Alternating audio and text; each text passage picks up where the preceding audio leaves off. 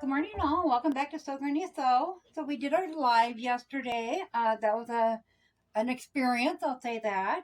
But we wanted to go ahead and do a video on the arrow blocks and the chevron blocks that we covered in the live yesterday.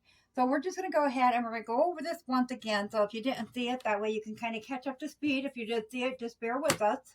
So we're just going to take, these are term pack. This was out of a term pack, these squares were.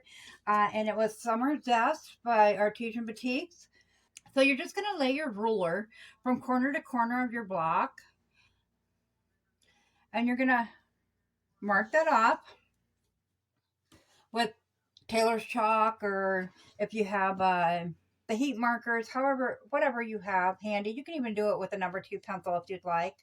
So then we're going to line those up with the second square. Pin that into place on both sides of that line.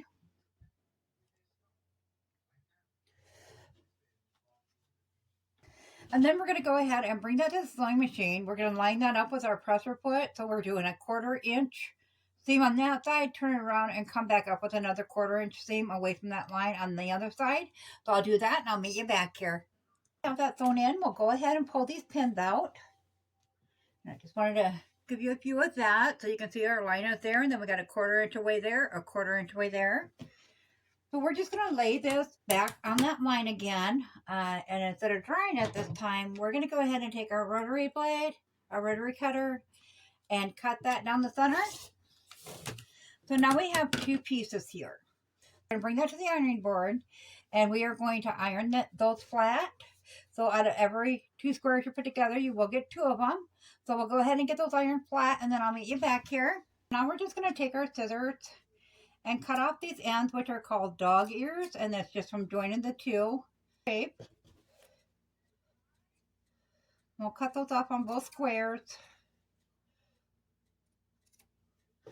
Okay, so it is important to note when you do this, you are taking some away from your squares. So these were 5 inch to start off with. They are now a little over 4.5. Yep, just a hair over 4.5. So that is something to keep in mind if you're going for a certain size on your quilt block. So these ones here are all finished. So we're going to go ahead and we're going to lay these out.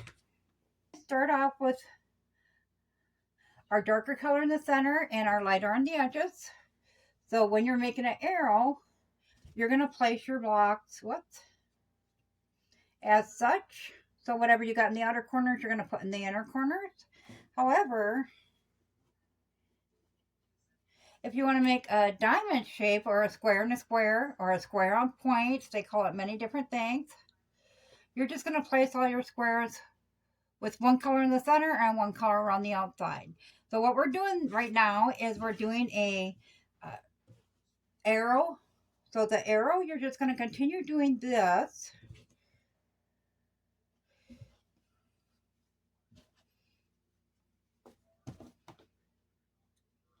As you can see, so it forms arrows going up your quilt. Or if you want to do a chevron pattern, you can just do it side to side. And as you can see, it forms a chevron pattern across your quilt. So I wanted to do the chevron pattern. So I'm just going to work from the lighter to the darker. And I'm going to kind of mix these up a little bit. So we got a little yellow on one side and then a little blue on the other.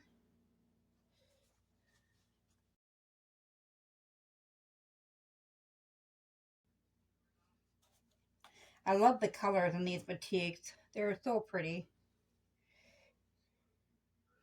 Okay, so as you can see, we got the arrows also form, of course, when you go up and down your quilt, but then you can also see the chevron pattern coming through. So you can just keep building out on it, whether you want to go to the left, to the right, to the bottom or the top.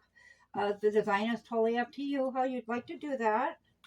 I just try to keep symmetric to it as far as what colors go where. The light and the darks. It up a little bit so you can see that far end down there. Okay, so we got 3 going across, 2 going up and down. So to put this together, we are going to take the two that go up top to bottom, and we're going to fold them down.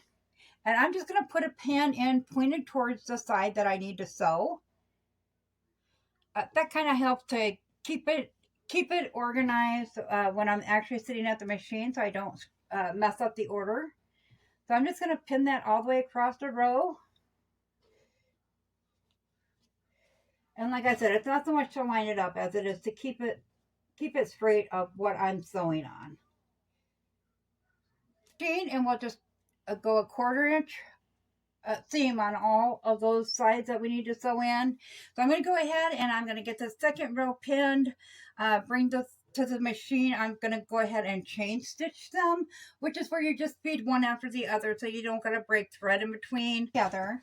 So I wanted to show you quick, if you cut in between each block and open it up. Oh, that one's upside down. But as you can see, they line up already. So instead of cutting these apart, we'll just go ahead and leave them together like that. Fold it open. And you're going to line up that top and mesh your seam. So you're going to push your finger or pull your finger that way and you push your thumb that way at the same time. And you can feel that seam when it clicks. I'm going to throw a quick pin in there. And then you know that your seams are lined up to sew them together. And then at the end here, you're going to line up your edges here and throw pins in those quick. We're just going to go ahead and do a 1/4 inch seam along that top edge there. And then when we're done, we'll bring it over to the ironing board and iron that up. So I'm going to go ahead and get these all separated, pinned together, sew those, and then we'll take them to the iron board, iron those flat, and then I'll be back. Okay, so we have them all sewn together and ironed flat, as you can see. We just go around, and of course the seam can only go one way. So then at that time, you can piece them together however you would like.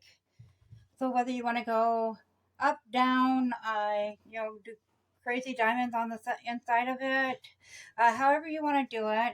I am actually going to put some sashing in between my blocks. So I'm not going to get them together today, but it will be laid out like that. I do have a little bit more here. I'm going to look and see if I can find a few more boutiques to incorporate with this to try to at least get 9 blocks in it. And then we'll put like a 2-inch sashing in between each of the blocks and each of the rows to make that a little bit bigger yet. It's a good way to make it bigger. And then we'll add a border on to at least make it the size of a baby quilt. I love a few of these blocks. The colors are just so gorgeous. And then also with the design. Now, as you can see along here, you're going to have that extra. That's because when you have your 1/4 inch seam allowance, once again, I know I said that many times throughout videos, it's going to take that off and it's going to meet right up at that edge there. So don't worry about it looks funny at the time. This one here, you can really see how it shows up because that's going to be covered in your seam allowance. So let me know in the comments below how you plan to use your blocks as such when you make them. Would you go with a arrow or more the chevron pattern and keep them close together? I've done quilts on both. I'm kind of fond of the arrow ones. This will go ahead and give it a big thumbs up because that really helps our channel grow. And if you haven't subscribed to Sew Granny Sew, go ahead and do so because we'd love to have you here. Thanks for viewing all. Have a great day. Bye. I just wanted to do a quick edit to add. I did add on a border around the outside in black and white bubble. It is 5 and 6 inches respectively. Be sure to stay tuned for the second video to show how to put on one more border. Thanks all. Bye.